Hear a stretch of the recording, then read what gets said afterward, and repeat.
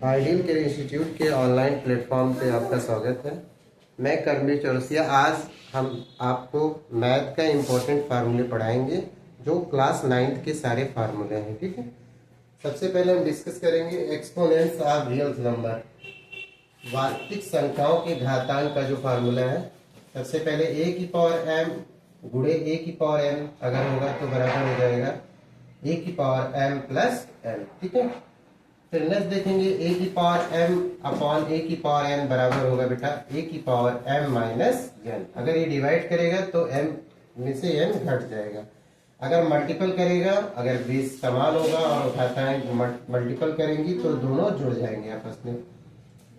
अगर एक ब्रैकेट में ए बी और उसकी पावर एम है बेटा, तो जब ब्रैकेट ओपन करेंगे तो ए की पावर एम हो जाएगी और बी की पावर एम हो जाएगी। ठीक है, अगर a बाई बी है उसमें ब्रैकेट लगा के होल ब्रैकेट m पावर है, तो जब बराबर करेंगे और ब्रैकेट को हटाएंगे तो m जो पावर है वो दोनों में आएंगी, यानी a की पावर m बटे b की पावर m हो जाएगी। ठीक है, अगर किसी भी संख्या किसी भी अचर वैल्यू किसी भी वेरिएबल्स के पावर 0 है तो उसका मान हमेशा क्या होता है 1। जैसे a की पावर 0 बराबर क्या हो जाएगा 1 बेटा।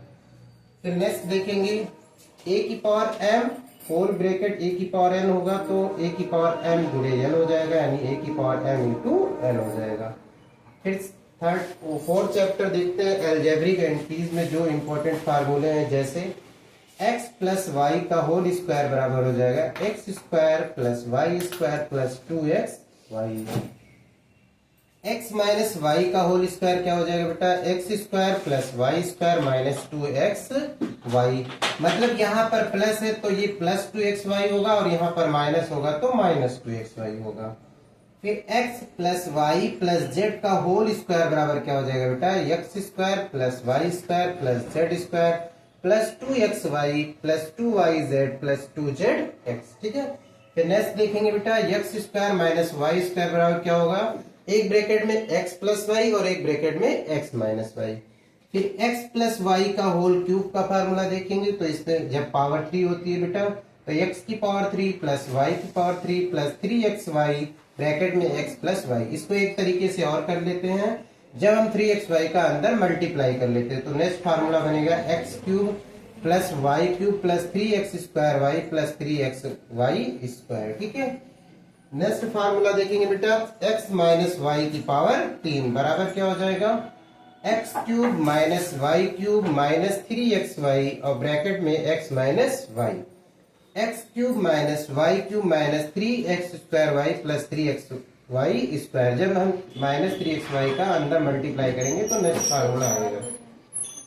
फिर x की पावर 3 प्लस y की पावर 3 बराबर फार्मूला होता है बेटा x प्लस वाई और एक ब्रैकेट में क्या होगा x square plus y square minus x y. ठीक है, अगर यहाँ पर प्लस है तो माइनस एक्स वाई होगा, अगर यहाँ माइनस होगा तो प्लस एक्स वाई होगा। जैसे देख लीजिए एक्स की पावर क्यूब माइनस वाई की पावर क्यूब बराबर क्या हो गया एक्स माइनस वाई और दूसरे ब्रैकेट में होगा x square plus y square plus x y. ठीक है, फिर नेक्स्ट देखते हैं x cube plus y cube plus z cube minus 3xyz बराबर x plus y plus z. एक ब्रैकेट में रहेगा, दूसरे ब्रैकेट में आएगा x square plus y square plus z square minus हो जाएगा x y minus y z और माइनस जेड एक्स। ठीक है, अगर if x plus y plus Z equal to 0 मान लेते हैं बेटा, then x cube plus y cube plus z cube minus 3xyz बराबर क्या हो जाएगा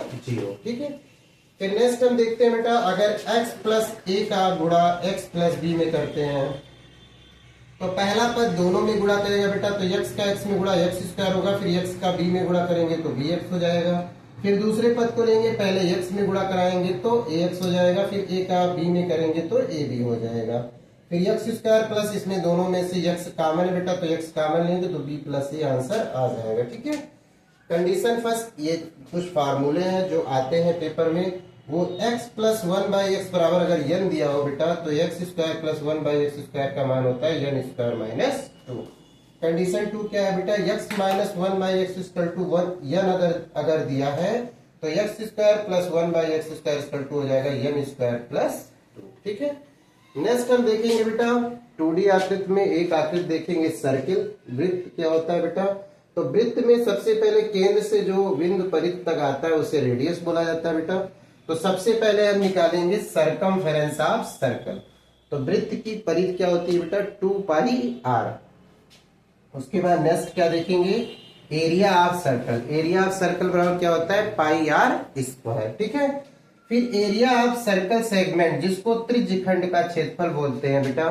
किसी भी बिंदु पर यहाँ पर जो वृत्त का केंद्र है ये पूरे बिंदु पर अपनी परिधि पर 360 डिग्री का कोण अंतरित करता है। अगर यहाँ से एक हम त्रिज्यखंड काटते हैं जिसका कोण कितना है? थीटा है बेटा। तो उस त्रिज्यखंड का क्षेत्रफल क्या होगा? θ/360 गुणे πr²। ठीक है। फिर नेक्स्ट देखेंगे बेटा length of arc AC। AC length है, इसको निकालने के लिए क्या करना पड़ेगा बेटा? θ/360 × 2πr, और 2 से 360 को काट देंगे तो θ/180 बराबर πr हो जाएगा। डी क्या होती है? सर्किल का व्यास होता है बेटा, और r बराबर d/2 होता है। ठीक है। ये सारे फार्मूले आप लोग के लिए बहुत इंपॉर्टेंट है, इसको आप नोट करिए अच्छे से और बार बार इसको रिवाइज करिए। थैंक यू बेटा।